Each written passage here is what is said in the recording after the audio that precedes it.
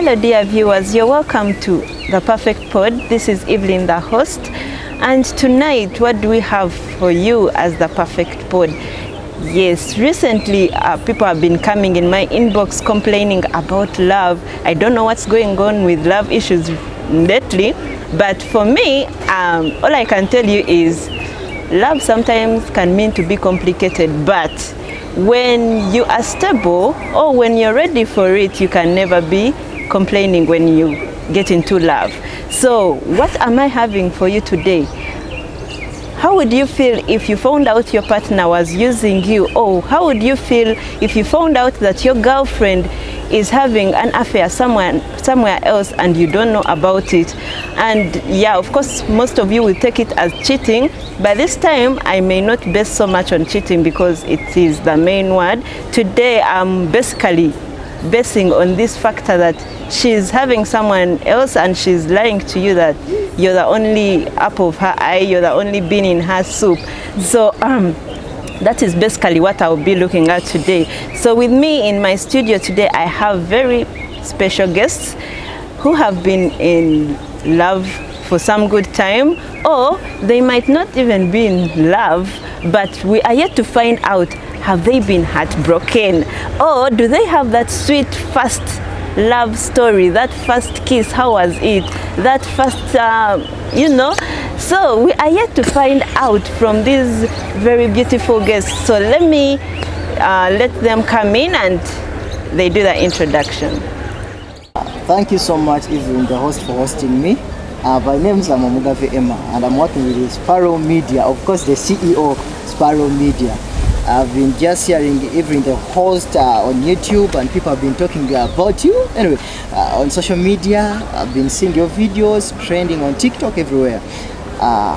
And so far, I've got that chance, perfect pod. Thank you so much. Oh, okay. Thank you so much for hosting me, Eve. The Perfect Pod. I've been hearing so much about this program and I love each and every bit of it. My name is Rita and I'm a student from Kampala International University. I'm in my second year of study. Yeah.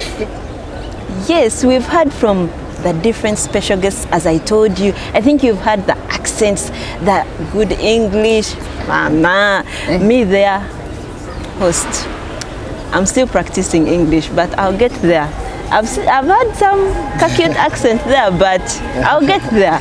Yes, so from the introduction, we are yet to find out how have these people moved on with the love stories. Yes, so I'm going to ask you guys. You said you're Emma, you're Rita. Yes. So I want each of you to first tell us are you in a relationship? I think that question to Tandikira one. Why me?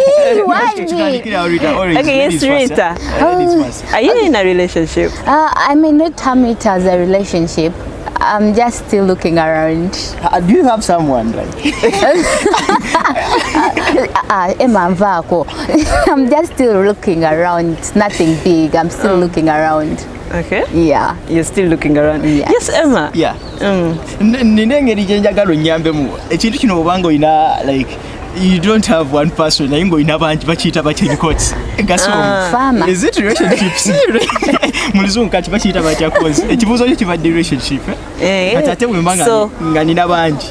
So for you, you have many. Why do you put it there and no attention? You're confused. You said that is the status of you're confused. You're confused. Yes. So you're confused. Before I go from my status, Rita is like that. She's confused. Yeah, until like social media, until people are talking about her. Rita, okay, you asked me about my status. Umuntu yenna obanga oli normal, like in this modernized world, botuka emyaka 18 ngogamba nti no, you've never been in a relationship era tosobola kubeera mu relationship, oba otulimba kale nze ni mu mukwano ate nga mungi normal oba babiri tewetaaga kumanya, tewetaaga tegeera. Is it a boy? Because you know we are fighting homosexuality. Is it a boy or it's a girl? Of course, I know. Baina kubeera bawala kati lwaki ate oyagala mulenzi muno radio. Oganyulwa muki. So Rita, if you were to go for one, would you go for a girl, a fellow girl? Because we shall arrest you. So tell us. Why would I go for a girl? As in, why? Why don't I go for a girl? That's what I'm looking for. I am looking for people I can talk to who are on the same table with me. Because why would you go for a fellow girl and fellow boy? And if you're talking about that, why do you go for a fellow boy and a fellow girl? The people, I always go to know abasajja. Okay, do you support it? I don't support it. There is something because I know what you mean. How do you make there is something because like, what? What you basobola okubanjira munnaye nga chicho nedda baba wasomako mpitu so for Emma thinks for girls it's okay to be together, but for men he sees it as a difficult. For men at least, but there is something what mupitu mota and pesto. Do you know what they call mota and pesto? How do they call it in your language? In my language, yeah. Eshekulo no muhini. Omukonko nechi? Which language is that? That's Lusoga. Mukonko nekinu. So viewers, today I start with Basoga. That's why you see we are almost fighting. And you see that the other part abasajja bano was when we hear about these things baba bateka a different part where there is something like a chinu, not omukonko. Yes. You understand? But then Emma, you're saying that because maybe you've not yet seen the main victims of of this case. Yeah. But we find out that men are also in it, of which you say you find it as if it's impossible, right? Yeah. So if it's impossible, then why are they practicing it? That's what we are also trying to find out. Then also the girls, you find they don't have the, you've called it a chino and what? Omukonko. Yeah. You find there is only omukonko, they don't have the chino. So I'm learning some new drama and actually grammar, yes. Yeah, so away from the jokes, do you support it? You as sisobola kuwagira such thing to happen in my country because it contradicts with my culture. Okay. I personally, I don't 100% I don't agree with it, because if we look at this thing, it's morally wrong. Yeah. And then we've been raised that when you grow up, you're going to grow up and move all those stages, and finally the final destination is marriage. You're going to go into marriage. Are you going to go into marriage with a fellow man? Are you going, and what the Bible says, go to the world and reproduce. How are you going to reproduce with the fellow man or with the fellow woman? Who don't believe in the Bible? That is up to them. That is up to them. But morally, if your parent married, if your mom married your dad, why would you marry a fellow man? Like you should copy from your ancestors or like, you know, I just don't like the way the things are moving on in the world. Yeah. Especially people are trying to justify it, human rights, people have to do whatever they feel like, but it's not right at all. Yes, dear viewers, it's not right. Yeah, so from that girl boy relationship, so we are going to find out. I know you've been waiting for this one. We're going to find out how was their first love, like that first kiss. How did it feel? You know, they say the first kiss is the what? Is the deepest, or the first cut. Yeah. The first cut. So tell us, was it deep that till today you still remember it, or you're still in the first cut? Rita, first cut. I would say love is a very beautiful thing, and the first time you fall in it, it is so crazy. It's actually, most especially, mine was in high school back then. I was in Form 4. I have a friend of yours, Yasomana Imo Primary, and you're telling us high school. Emma, are you serious? High school? When high school? It was high school. Form 4. I was 18. So P7 wasoma ku bintu ebyo and you never got interested in anything. Is it P6 wasomera ku gundi reproduction? That's where ebintu ebitandika nsijja kulimba. Why do you deceive us? No, you just like decide like this. I'm not deceiving you. It's me talking. It's me talking. It's form 4. For me. Mbimanyi bulungi. Rita, Mama, continue with you. Leave alone Emma. Ebintu byombi manyi bulungi. Naye nga nze omuntu, I'm telling you where this thing started from. It started in form 4. It's not because I didn't know about love. Yeah. Because I could literally talk about love as if I'm a legend all that time, form 1, form 2, you know? As if I was a legend. Yeah, I was working into theory. I had never even kissed someone. I had never kissed anyone. Yes. But at that time, the first kiss, you know, when you kiss someone you love, it feels good. Just like it feels good. It's not a matter of kununa malusa and all that. You know, when it's not with the person that you love, it nags. It's so nasty. You feel like, why would I lick somebody's saliva and lips? Like, it doesn't make sense to me. But when you love someone, things work out automatically. Yeah, that was it. That was your first time. Yeah. You guys, when you kiss someone, what happens? I'm not there. Yes, Emma. How was it? You might have started in top class, no? I was still young, that's what I can tell you. Mama, neta. When kugamba nti no, mbanga ndi mukunda rating at this story, there is how I feel. Mpuliranga. It takes me deep. Cause I love that first love of mine. Pakanga and in senior 5. Wow. So we spent more than 5 years when I yagala anyway. There happened some things. We separate each other. And even Pana, I can tell you, that's all of my weeks being and using different numbers. So guess what happened? Oh, so the first cut is still the deepest. By then it was the deepest. My friend, and at times I could call her mom. When someone ngolia ina omuntu gwayagala yalinga inenge ijamuyitamu my love, my what. So ninenge jesagala kwogeramu that first love and first everything, because I did everything that a choma intino chidi that. I did everything that I could. I spent a lot because I had some little money by then. I spent a lot on her. I did everything. Because I was still young. I could visit her in boarding. I could do anything. To the extent even a brother to the God. But I could do everything. So story do you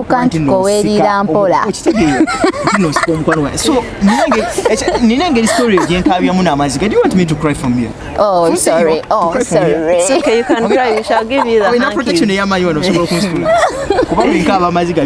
hankies. So first love yange bizibu. I remember olunaku lwali lwakusatu. That's when I did my first everything in life. Vamubiri ebyobuto bitwali tuzanya olunaku lwali lwakusatu. Omwezi I remember it was January nga twakava mu Christmas time. Wa mu Christmas nali mugambanga mwana kati fe tukoze tutyanga bali abalala be bakola ki ebintu babikola. And what I can tell you, surprisingly ono mwana samukwala.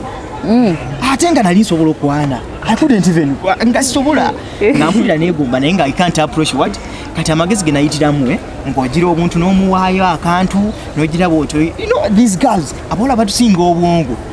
Omwalo w'emyaka 8 asinga omulenzi w'emyaka 15 okutegeera. True that. Because ye already yali amanye ekintu ng'akola ki akitegeera endo kwatanga ku muwala nga ndaba the way she reacts. Oli omulala bw'amukwata akutayagala amukwateko ate nze bwe ntira bwe nti nenkwata ne mugamba lwaki kati tetusala mukago tugende mu gavumenti yange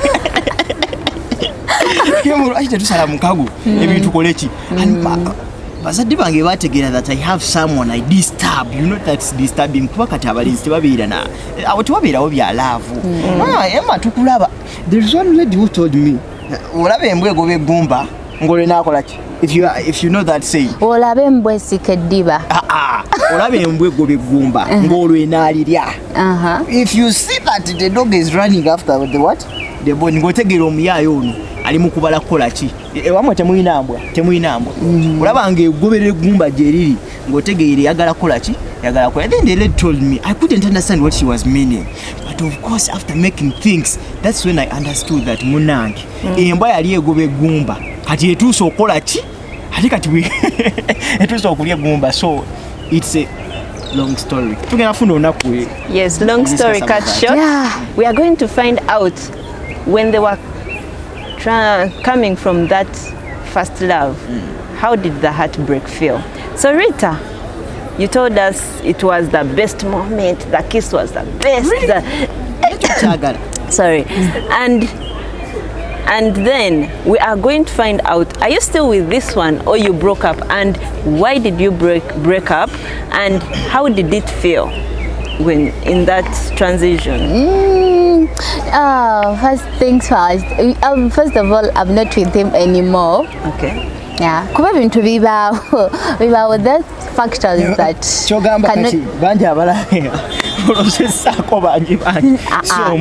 Emma nzayogera owayendeka nzayogera. Okay, from that transition it was like we couldn't agree on some stuff. I personally had dedicated myself so much to this person, and you know I thought we would be forever.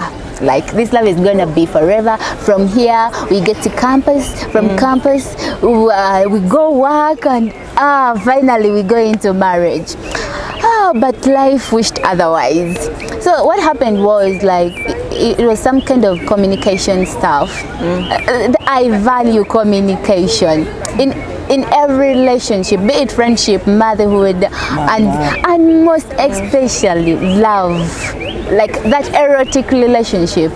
So I was like, this, but you can't tell me that you love someone and you don't call them, like you don't communicate to them. You're not updating them what's happening into your life. You know, you can't just spend a week without tapping me. It's not like, let me first wait. First, it's not like only me, like only you that you should call. Yes, it's not. Kati nfuna bulungi. Sinti mbanjagala gwe kobo kuba. I also call. And you want to be called every now and then. What you musumbu abantu? After they ogenda kunkubira. Njagala emitwale from where? Njagala yetano abiri kumi. Every now and then you are disturbing on the phone. There is no justification. If you love someone, you always create time for them. From me, I'm a number. Also, I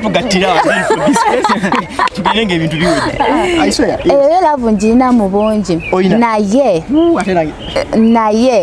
have some limitations. Principles in driving and go on. So I just don't allow anything into my life. I just don't allow each and every stuff into my life. Sigena kutunuira muntu mbo obalwa kuba oli mulungi obalwa kuba olina sente, that's going to be my basis of loving you. That is not it. Bine bintu bya mutima. It's some kind of attraction, like I know, like love is the language of angels.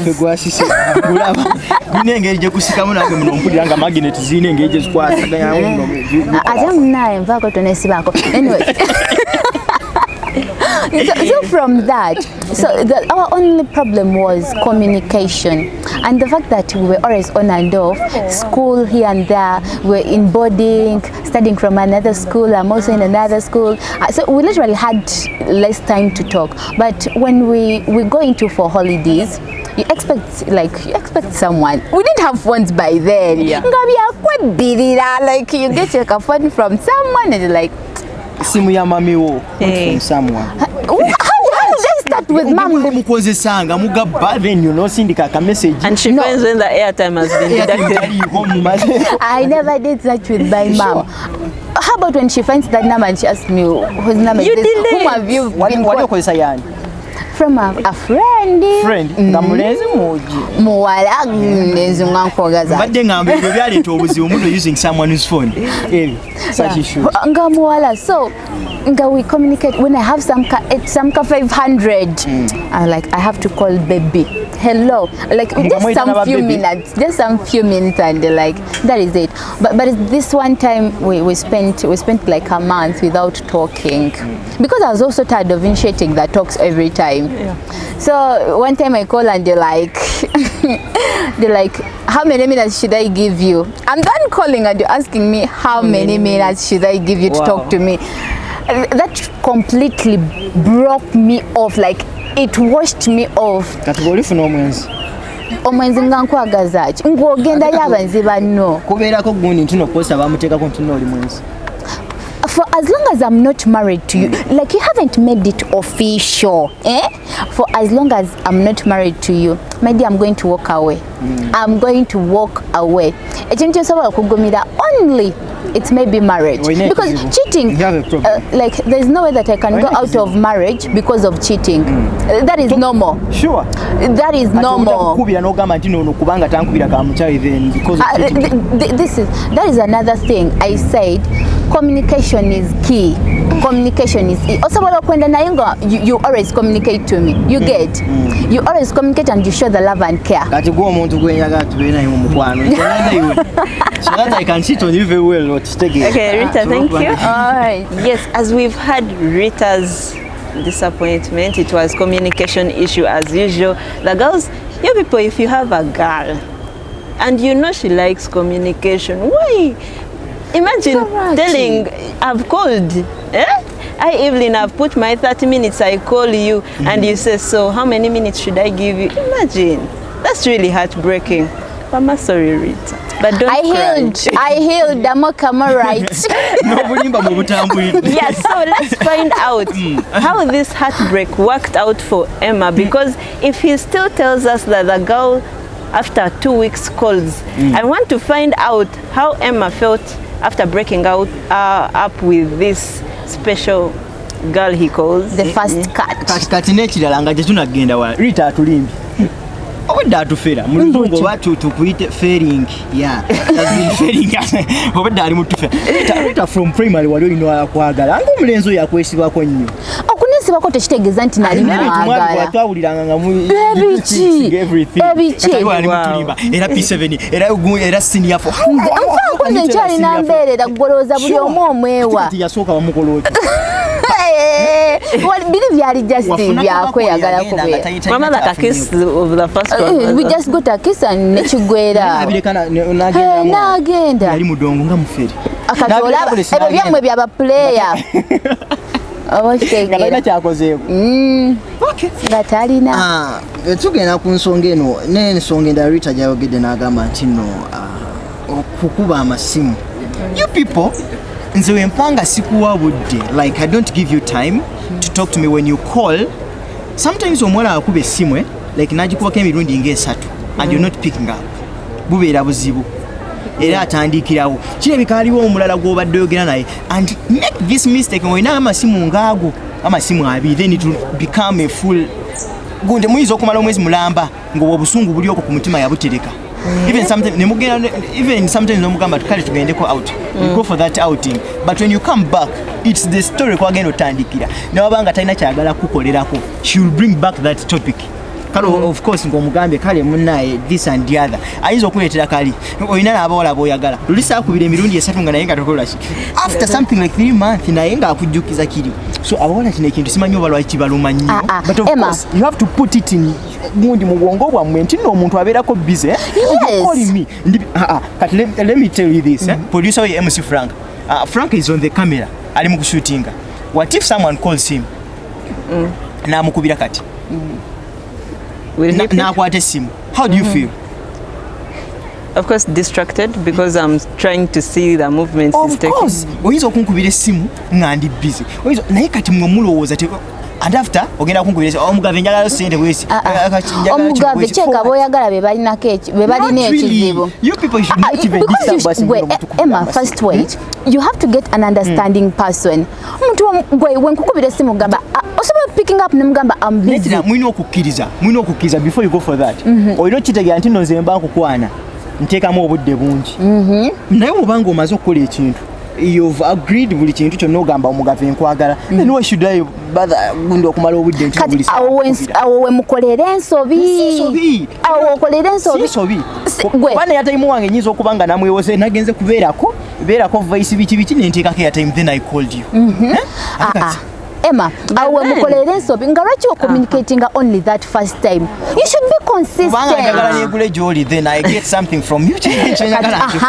Emma, I've concluded you're just a player. Sure. Check oyagala just kulyamu bulinga na kutema. Let me try and make him understand that if you get Rita who likes calls, then understand that your girlfriend Rita, your fiancée Rita likes being called, likes being checked on. Understand her as your partner. Don't again start saying you as a person, because now you've gotten someone into your life. Yes, you have to adjust. Evelyn, should I tell you this?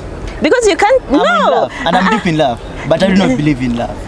Exactly, it's okay. You can believe or not believe. It's your goal. So now what I'm trying to tell you is that you can't spend a whole day without communicating to a person you love. Sure. Yes. Yes. Oh my gosh. Once you have the airtime and data, you can't tell me you have time to text your friends. Frank, you have time to text Rita, and you don't have time to text me. You have time to put status and you don't have to text. Olaba n'ensonga etuleeta abantu. Tuyita mu bingi. Tusegira. Tuyita mu bingi, tuyita mu stories nyingi. Kati I think oli kye yankola.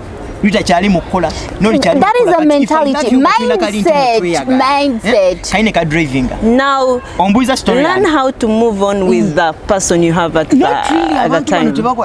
Let me tell you this. Because you can't tell me your ex was a club goer and then you also expect me to go to that club. Let me tell you this. Omuntu ayinza okukola ekintu according to the story gye yayitamu. Even onayogedde ku nsonga y'amasimu and like ne mugamba ali okwesanga simu ya mamiwo nangamba yali ya mukwano gwange. The reason twas why mubuuza ne mugamba yali mulenzi oba muwala. Ayagala tegeera mulenzi oba muwala nangamba mukwano gwe yali muwala. Nze ekyaleeta obuzibu between I n'omuwala gwe nasooka okwagala mu bulamu bwange. It was a phone. Yali talina simu. And the phone that I was using yali ya chali wange. Anyway, my best friend. Yali ambira ku lusegeri gwe nali nsinga okukola ki okwagala. This came muganda wange anyway nakula naye because for me I grew up from an orphanage. Muganda gwe nakula naye lumu agenda mu room y'omuwala asanga mu letter amaze okuwandika letter awandisa na script, not even a letter. Script number alinga ali mukola history, wakola history ku level.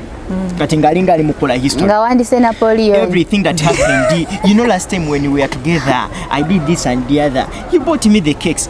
I can tell you I still have that letter. Nagitereka, I still have it. Okay. You should have to move on. Nali kusomera, I was in senior 5 and I was approaching to that time okola gundi. So it was your girlfriend's letter to someone else or to you? Ngawandikira oli my best friend. Bunalimbeera naye bunali nesiga ennyo. Naye jjukira simu yenzo okwogera naye nali nkubira omulenzi nangamba wuuno. Naye nagenda okulaba nga ate ebiseera byemukubiramu nkubira essimu. Something like 2 minutes ngampa omuwala ngamba wuuno.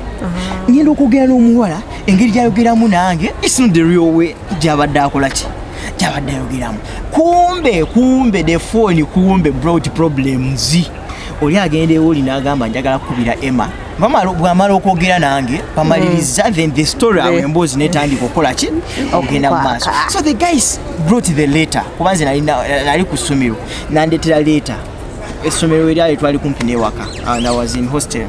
Nangamba Emma, this is what happened. Nzo okulaba handwriting, of course omuntu gomaze naye 6 years. Tosobola lemerwa kutegeera. I just knew kino kye kigenze mu maaso. Okitegeera. Handwriting njimanyi omuntu ne watambula ne wabanga ayogera ulira notegeera ne wabanga akuyiseeko emabega nga tutunudde bakusibya akagoye mu maaso. You just understand everything buli kintu no kitegeera. So ne ngamba kati ziwunye. I was towards my exams. I can tell you every nafuna points 3 points. Because of love.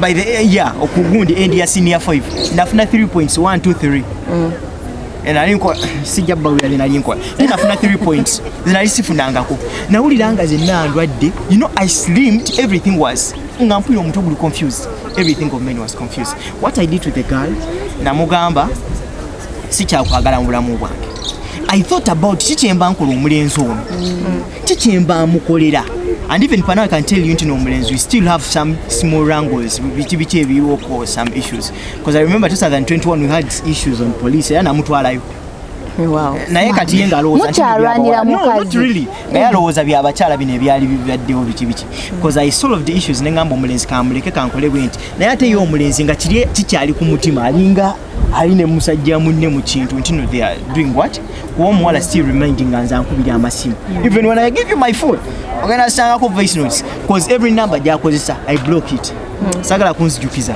that's why mbadde ngenda kabirana amaziga naye toyina nababounce basobola kunsitula I don't know the bouncers are there. olaba kyenzudde nti Emma akyali mu lockdown ya not lockdown kyensobola okugamba the thing is abawala kati bonna mbalabanga the same otulaba kyekyo nze omukyala nga talina mwana wange talina mwana gwasitudde respect for you is small and the percentage is small I can tell you this nga nze ndi mu camera even when I'm presenting on social media I always tell people this niba omukyala gwenjagala nga talina mwana I do not respect you.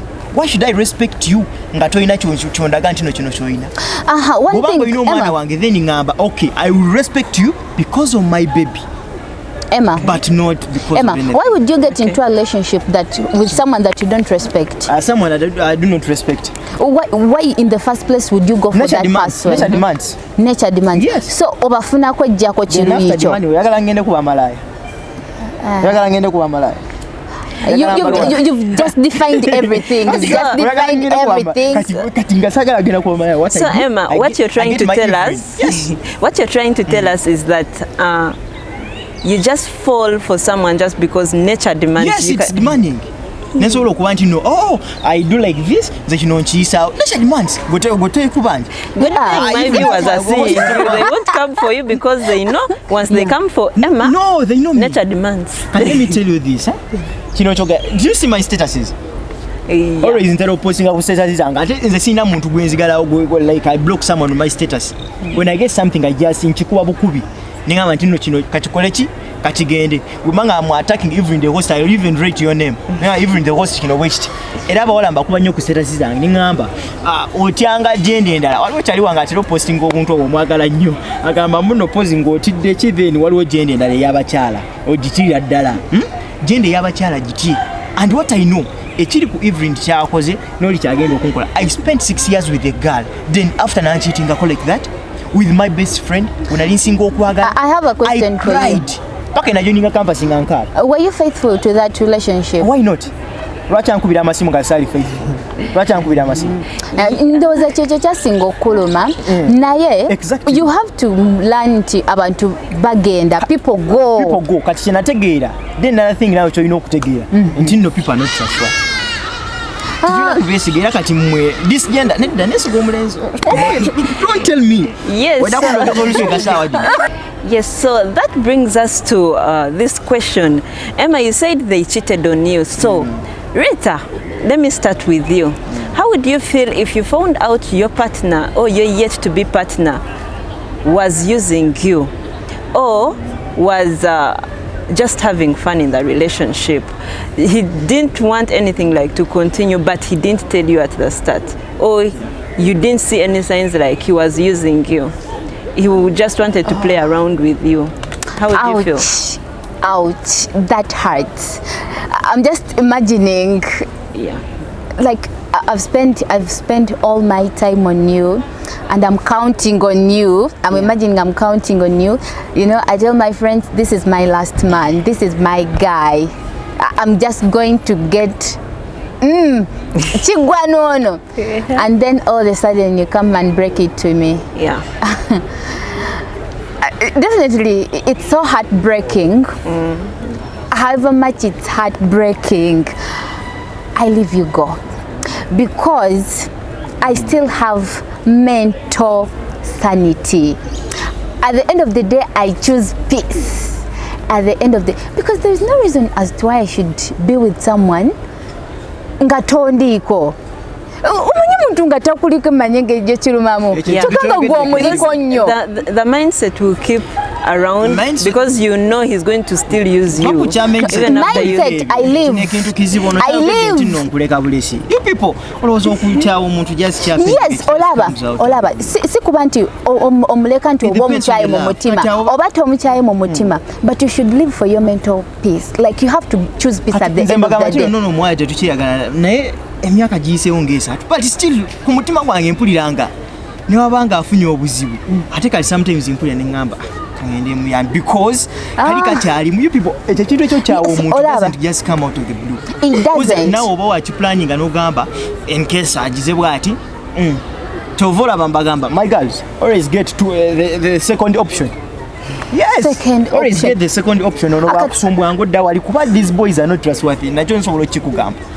Ntitino temwesigika. Kuba nafo bakwana. At times abasajja babeera n'amu ne beeteesa. What if you get the second option and then it turns out to be a danger zone for you? Wamutwale wamu. No, like this person who was supposed to be the perfect one for you breaks up with you just because of this second option you decided to get. Mukama watu wabakigezi. Or the second tebiri kunti mukama wabakigeze. Mukama wabakikoze. Let me tell you this. Omusajja nga tomututte wammwe like most especially you campusers bemuyina wano temubayita basajja ate temubayita n'aba boyfriends. Abajjo bali ako bakozesa because what I can tell you is tubeera ano like here at campus nze ndaba nnyo like you're with your friends naga mwana akawala akompulira nga nsobola okakwana gwe n'ogamba tosobola kakwana tekawo sente tekawo emitwalo ebiri nze nongenda kakukwanira ate oti and I go nengenda Emma tugenda kakwana nze ndawo muwala nga akikubye you pay me mutuleetera okukola sente mutu betting sa mwafuna betting these days etwanga twafuka betting twa bettingira wakati you just no love ngagwo omuntu ategeera omuntu ategeera. Why would you bet on somebody's life? I do not bet like okimanyi nga gwogenda muli mu bettinga ogenda kwana oyo omwala naye ng'okimanyi nti oyingira mu bulamu oyingira bulamu bwe omanya amasaali engeri gye ganyumamu ng'omwala omulungi akukkiriza omanya amasaali engeri gye ganyumamu kati gwe nkizudde oyagala masaali dasiize kati amutelinga ati we boys tetulina mu bwongo kyensobola okugamba era omusajja tomwesiga nga tomaze naye ebbanga ddene kumutegeera nnyo kinene this boy loves me ankolera kino bwesi how muganda wazaalibwa naye omanyi kyayagala mukwabuzi ajja kukwabula akudduke gakuleke. I'm telling you tujja balabanga muli ku gundi wali eri mukaaba maziga nga you are crying every now and then.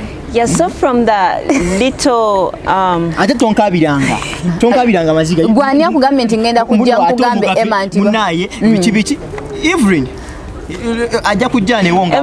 I'm telling you this. We've understood. Just cheated on you and hurt you so much. That's why you're making a lot of noise right now. But little comments from my comment section.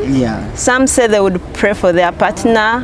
Others, an annoyed one, said I would go for the relatives and also use them. Oyonga wa dini nnyo agenda basabira asaba. Yes. One would pray for them. Another one would go to the relatives and use them. So, my dear viewers, my guests are going to give a little advice when it comes to the relationships out there.